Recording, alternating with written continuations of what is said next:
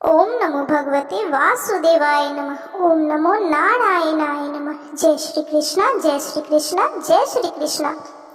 बंधुजनों, आज हम माघ मास महात्म्य का तीसरा भाग सुनेंगे। तो चलिए कथा प्रारंभ करते हैं। इससे पहले 2 भाग अपलोड किए जा चुके हैं। यदि आपने उन दोनों कथा को नहीं सुना है तो उसे भी अवश्य सुन लें। तो चलिए तीसरा भाग प्रारंभ करते हैं। इसकी तीसरे भाग की कथा सुनते हैं। तो बोलिए जय श्री कृष्णा, जय श्री कृष्णा, जय श्री कृष्णा। वशिष्ठ जी कहते हैं कि हे राजन, भोजपुर में उचत्य नामक एक श्रेष्ठ मुनि थे। उनके कमल के समान नेत्रों वाली एक कन्या थी जिसका नाम सुव्रीता था। वह माघ मास में प्रतिदिन सवेरे ही उठकर अपनी कुमारी सखियों के साथ कावेरी नदी के पश्चिमगामी प्रवाह में स्नान किया करती थी।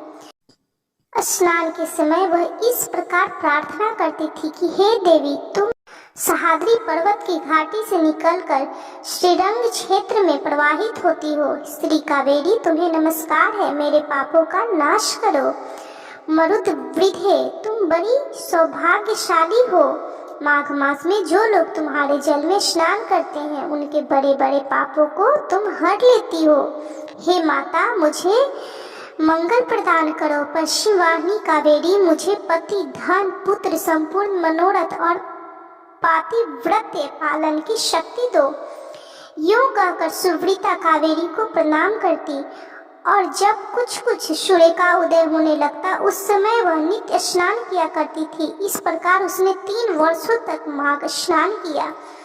उसका उत्तम चरित्र तथा गृह कार्य में चतुरता देखकर पिता का मन बड़ा प्रसन्न रहता था। वे सोचने लगे कि अपनी कन्या का विवाह किससे करूं। इसी बीच में कुत्स मुनि ने अपने पुत्र ब्रह्मचारी वत्स का विवाह करने के लिए उच्चत्य की सुमुखी कन्या सुव्रीता का वरण करने का विचार किया। सुव्रीता बड़ी सुंदर थी, उसमें अनेक शुभ लक्षण थे। वह बाहर भीतर से शुद्ध तथा निरोग थी। उस समय उसकी कहीं तुलना नहीं थी।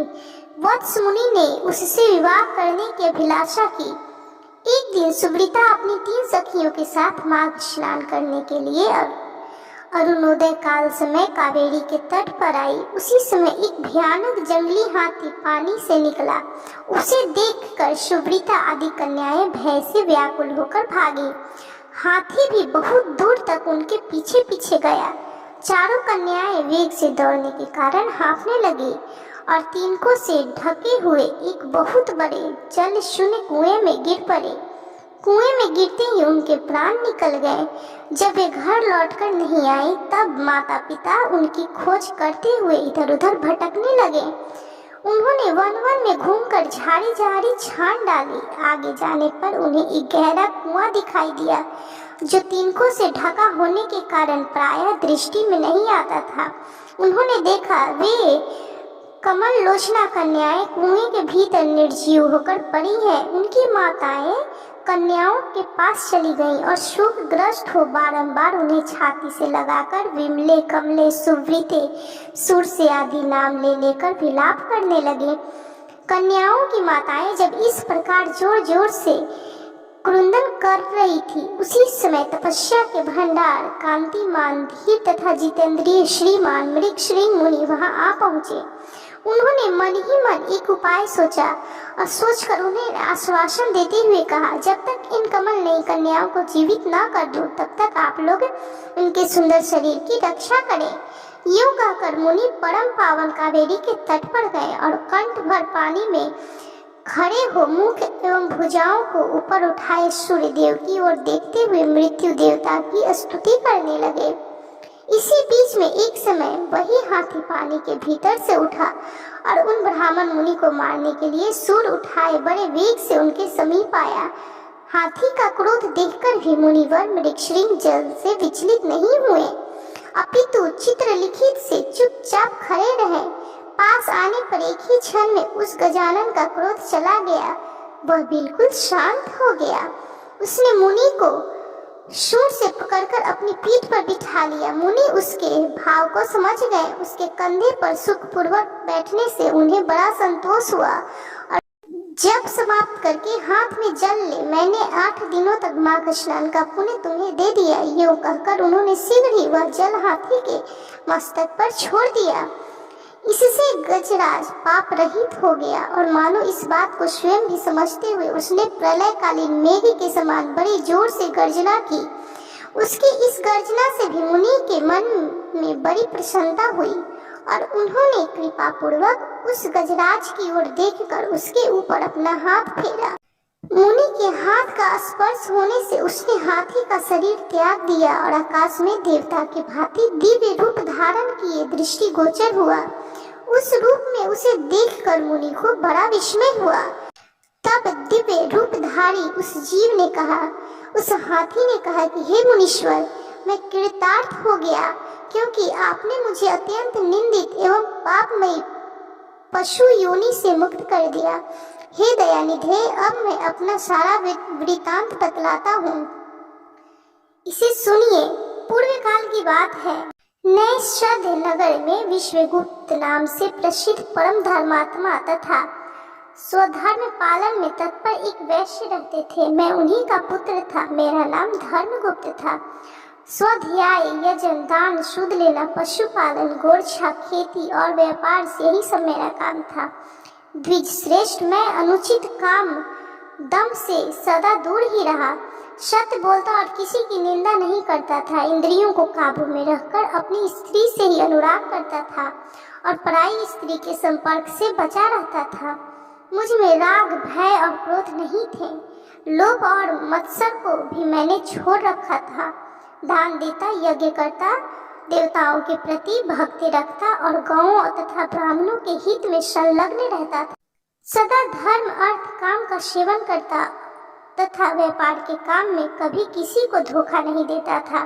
ब्राह्मण लोग जब यज्ञ करते उस समय उन्हें बिना मांगे ही धन देता था। समय पर श्राद्ध तथा संपूर्ण देवताओं का पूजन करता था।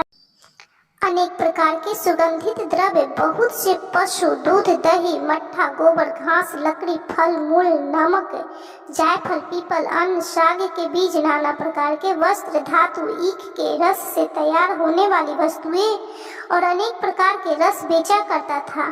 जो दूसरों को देता था वह तौल में कम नहीं रहता था और औरों से लेता वह अधिक नहीं होता था। जिन रसों को बेचने से पाप होता है उनको छोड़कर अन्य रसों को बेचा करता था। बेचने में छल कपट से काम नहीं लेता था। जो मनुष्य साधु पुरुषों को व्यापार में ठगता है वह घोर नरक में पड़ता है तथा उसका धन भी नष्ट हो जाता है। मैं सब देवताओं, ब्राह्मणों तथा गौओं के प्रति दिन सेवा करता था और पाखंडी लोगों से दूर रहता था। ब्राह्मण किसी भी प्राणी से मन, वाणी, क्रिया द्वारा ईर्ष्या किए बिना ही जो जीविका चलाई जाती है वही परम धर्म है। मैं ऐसी ही जीविका से जीवन निर्वाह करता था। इस प्रकार धर्म के मार्ग से चलकर मैंने 1 करोड़ स्वर्ण मुद्राओं का उपार्जन किया। मेरे एक ही पुत्र था जो संपूर्ण गुणों में श्रेष्ठ था। मैंने अपने सारे धन को 2 भागों में बांटकर आधा तो पुत्र को दे दिया और आधा अपने लिए रखा। अपने हिस्से का धन लेकर पोखरा खुदवाया, नाना प्रकार के वृक्षों से युक्त बगीचा लगवाया, अनेक मंडपों में सुशोभित देव मंदिर बनवाया, मरुभूमि में मार्गों में पौंसले और कुएं बनवाए तथा ठहरने के लिए धर्मशालाएं तैयार करवाई। कन्यादान, गोदान और भूमि दान किए। तिल, चावल, गेहूं और मूंग आदि का भी दान किया। उड़द, धान, तिल और घी आदि का दान तो मैं बहुत बार किया।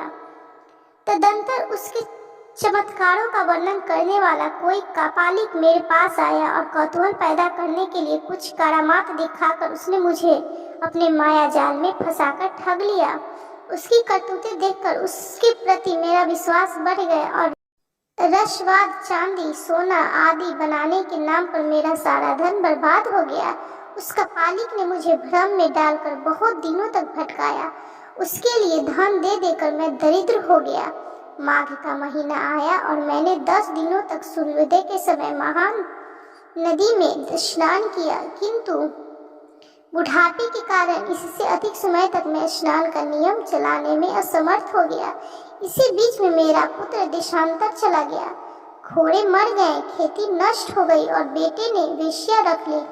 फिर भी भाई बंधु ने यह सोचकर कि यह बेचारा बूढ़ा धर्मात्मा और पुण्यवान है, धर्म के ही उद्देश्य से मुझे कुछ सूखा अन्न और भात दे दिया करते थे। अब मैं अपना धर्म बेचकर कुटुंब पालन पोषण करने लगा। केवल माघ स्नान के फलों को नहीं बेच सका। एक दिन जिह्वा की लोलुपता के कारण दूसरे के घर पर खूब गले तक ठूसकर मिठाई खा ली।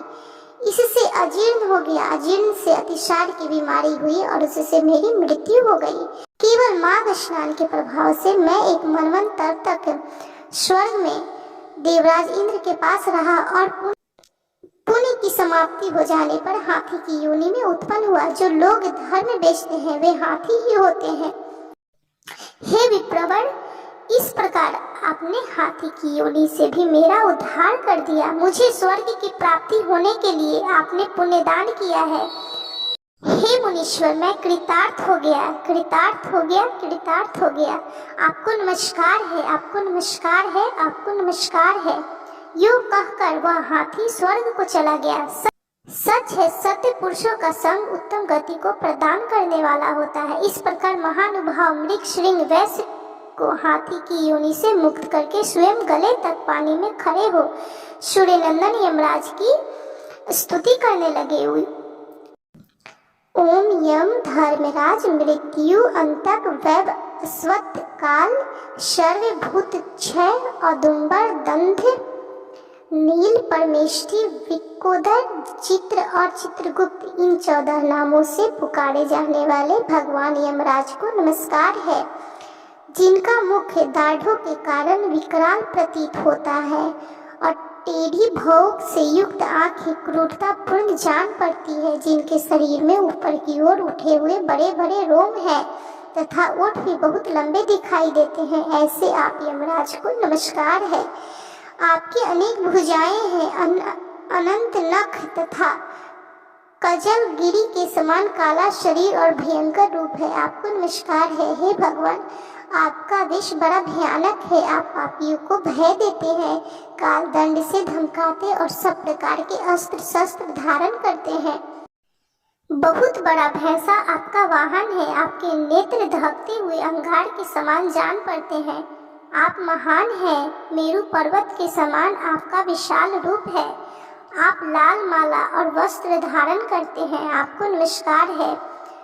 कल्पांत के मेघों की भांति, जिनकी गंभीर गर्जना और प्रलयकालीन वायु के समान प्रचंड वेग है, जो समुद्र को भी पी जाते, संपूर्ण जगत को ग्रास बना लेते, पर्वतों को भी चबा जाते और मुख से आग उगलते हैं, उन भगवान यमराज को नमस्कार है। हे भगवान, अत्यंत घोर और अग्नि के समान तेजस्वी काल रूप मृत्यु और बहुत से रोग आपके पास सेवा में उपस्थित रहते हैं। आपको नमस्कार है। आप भयानक मारी और अत्यंत भयंकर महामारी के साथ रहते हैं। पापिष्ठियों के लिए आपका ऐसा ही स्वरूप है। आपको बारंबार नमस्कार है। वास्तव में आपका मुख खिले हुए कमल के समान प्रसन्नता से पूर्ण है। आपके नेत्रों में करुणा भरी है। आप पितृ स्वरूप हैं। आपको नमस्कार है। आपके केश अत्यंत कोमल हैं और नेत्र भयों की रेखा से सुशोभित है। मुख के ऊपर मुझे बड़ी सुंदर जान पड़ती है। पके हुए बिंब फल के समान लाल ओठ आपकी शोभा बढ़ाते हैं। आप 2 भुजाओं से युक्त सुवर्ण के समान कांतिमान और सदा प्रसन्न रहने वाले हैं। आपको नमस्कार है। आप सब प्रकार के आभूषणों से वशीभूत रत्नमय सिंहासन पर विराजमान है। श्वेत माला और श्वेत वस्त्र धारण करने वाले तथा श्वेत छत्र से सुशोभित है। आपके दोनों ओर 2 दिव्य नारियां खड़ी होकर हाथों में सुंदर चावड़ लिए डुला रही हैं। आपको नमस्कार है। गले के रत्नमय हार से आप बड़े सुंदर जान पड़ते हैं। रत्नमय कुंडल आपके कानों की शोभा बढ़ाते हैं। आपके हार और भुजाबंद भी रत्न ही हैं तथा आपके किरीट में नाना प्रकार के रत्न जड़े हुए हैं। आपकी कृपा दृष्टि सीमा का अतिक्रमण कर जाती है। आप मित्र भाव से सबको देखते हैं। सब प्रकार की संपत्तियां आपको समृद्धिशाली बनाती हैं। आप सौभाग्य के परम आश्रय हैं तथा धर्म और अधर्म के ज्ञान में निपुण सद आपकी उपासना करते हैं। आपको नमस्कार है। संयमनी पुरी की सभा में शुभ्र रूप वाले धर्म शुभ लक्षण सत्य चंद्रमा के समान मनोहर रूपधारी श्रम दूध के समान उज्जवल दम तथा वर्णाश्रम जनित थे। विशुद्ध आचार्य आपके पास मूर्तिमान होकर सेवा में उपस्थित रहते हैं। आपको नमस्कार है। आप साधुओं पर सदा स्नेह रखते, वाणी में उनके प्राणों का संचार करते, वचनों से संतोष देते और गुणों से उन्हें सर्वत्र समर्पण करते हैं। सज्जन पुरुषों पर सदा संतुष्ट रहने वाले आप धर्मराज को बारंबार नमस्कार है। जो सबके काल होते हुए भी शुभ कर्म करने वाले पुरुषों पर कृपा करते हैं, जो पुण्य आत्माओं के हितैषी सत्य पुरुषों के संगी संयम पुरी के स्वामी धर्मात्मा तथा धर्म का अनुष्ठान करने वालों के लिए प्रिय उन धर्मराज को नमस्कार है, जिसकी पीठ पर लटके हुए घंटों की ध्वनि से सारी दिशाएं गूंज उठती हैं तथा जो ऊंचे ऊंचे सिंगों और फुफकारों से के कारण अत्यंत भीषण प्रतीत होता है। ऐसे महान भैंसे पर जो विराजमान रहते हैं तथा जिनकी 8 बड़ी बड़ी भुजाएं क्रमशः नाराज शक्ति मूसल खड़ग गदा त्रिशूल पाश और अंकुश से सुशोभित है, उन भगवान यमराज को बारंबार प्रणाम है, जो 14 शत पुरुषों के साथ बैठकर जीवों के शुभाशुभ कर्मों का भली भांति विचार करते हैं, साक्षियों द्वारा अनुमोदन कराकर उन्हें दंड देते हैं तथा संपूर्ण विश्व को शांत रखते हैं। उन दक्षिण दिशा के स्वामी शांत स्वरूप यमराज को नमस्कार है, जो कल्याण स्वरूप भयहारी शौच संतोष आदि नियमों में स्थित मनुष्यों के नेत्रों को प्रिय लगने वाले सावर्णी शनिश्चर और वैवस्थ मनु, इन तीनों की माता के सौतेले पुत्र विश्वान सूर्यदेव के आत्मज तथा सदाचारी पुरुषों को वर देने वाले उन भगवान यम को नमस्कार है। हे भगवान, जब आपके दूत पापी जीवों को दृढ़ता पूर्वक बांधकर आपके सामने उपस्थित करते हैं, तब आप उन्हें यह आदेश देते हैं कि इन पापियों को अनेक घोर नरक में गिराकर छेद डालो, टुकड़े टुकड़े कर दो, जला दो, सुखा डालो, पीस दो। इन प्रकार की बातें कहते हुए यमुना जी के ज्येष्ठ और श्रेष्ठ भ्राता आप यमराज को मेरा प्रणाम है। जब आप अंत का रूप धारण करते हैं, उस समय आपके गोलाकार नेत्र किनारे किनारे से लाल दिखाई देते हैं। आप भीम रूप होकर भय प्रदान करते हैं। टेढ़ी भौं के कारण आपका मुख वक्र जान पड़ता है। आपके शरीर का रंग उस समय नीला हो जाता है। तब आप उस निर्दयी दूतों के द्वारा शास्त्रोक्त नियमों का उल्लंघन करने वाले पापियों को खूब कड़ाई के साथ धमकाते हैं। आपको सर्वदा नमस्कार है। जिन्होंने पश महायज्ञों का अनुष्ठान किया है तथा जो सदा ही अपने कर्मों के पालन में संलग्न रहे हैं, ऐसे लोगों के दूर से ही विमान पर आते देख आप दोनों हाथ जोड़े आगे बढ़कर उनका स्वागत करते हैं। आपके नेत्र कमल के समान विशाल है तथा आप माता संज्ञा के सुयोग्य पुत्र हैं।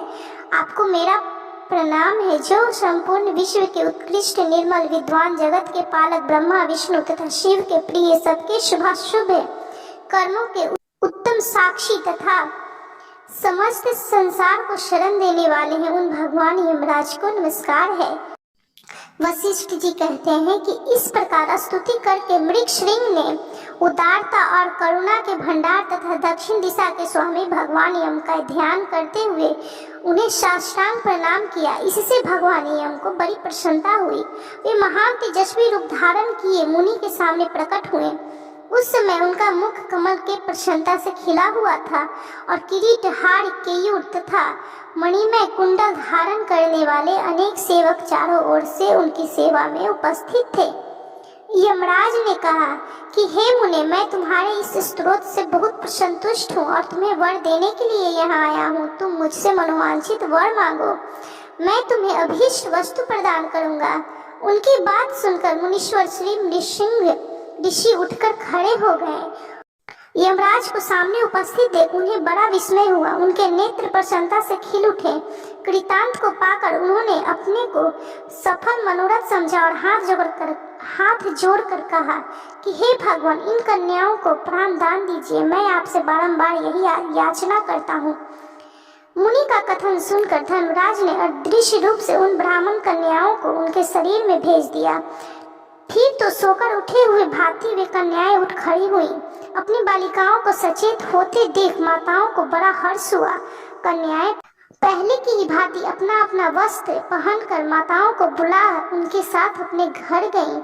वशिष्ठ जी कहते हैं कि इस प्रकार विप्रवर मृषृंग को ये वरदान दे यम देवता अपने पार्षदों के साथ अंतर्ध्यान हो गए। इधर ब्राह्मण भी यमराज से वर पाकर बड़ी प्रसन्नता के साथ अपने आश्रम को लौटे। जो मानव प्रतिदिन यमराज की इस स्तुति का पाठ करेगा उसे कभी भी यम यातना नहीं भोगनी पड़ेगी। उसके ऊपर यमराज प्रसन्न होंगे। उसकी संतति का कभी अपमृत्यु प्रभाव न होगा। उसे इस लोक परलोक और लक्ष्मी जी की भी प्राप्ति होगी। उसे कभी कोई रोगों का शिकार नहीं होना पड़ेगा। तो बंधुजनों, आप लोग भी इस यमराज भगवान की कथा को जरूर सुने ताकि आपको भी कभी कोई यम यातना भोगना नहीं पड़े। आपके घर में सुख शांति समृद्धि और माता लक्ष्मी का निवास हो। इस कथा को सुनने वाले, सुनाने वाले या जिसके द्वारा इस कथा का महात्म्य कोई और भी सुनेगा उसे कभी कोई यम यातना नहीं भोगनी पड़ेगी। उसे भगवान यमराज और माता लक्ष्मी भगवान श्री हरि विष्णु की कृपा प्राप्त होगी। तो बोलिए ओम नमो भगवते वासुदेवाय नमः, ओम नमो नारायणाय नमः। जय श्री कृष्णा, जय श्री कृष्णा, जय श्री कृष्णा। बंधुजनों, आपको यह कथा कैसी लगी कमेंट जरूर करें और यदि कथा अच्छी लगी हो तो कृपया लाइक कीजिए, शेयर कीजिए और चैनल को सब्सक्राइब करना बिल्कुल भी ना भूलें। और हाँ, इससे पहले 2 कथा अपलोड किए जा चुके हैं तो आप उन दोनों कथाओं को जरूर सुन लें। ये तीसरा भाग था, अब इसके बाद चौथा भाग आएगा, उसे भी जरूर सुनिएगा।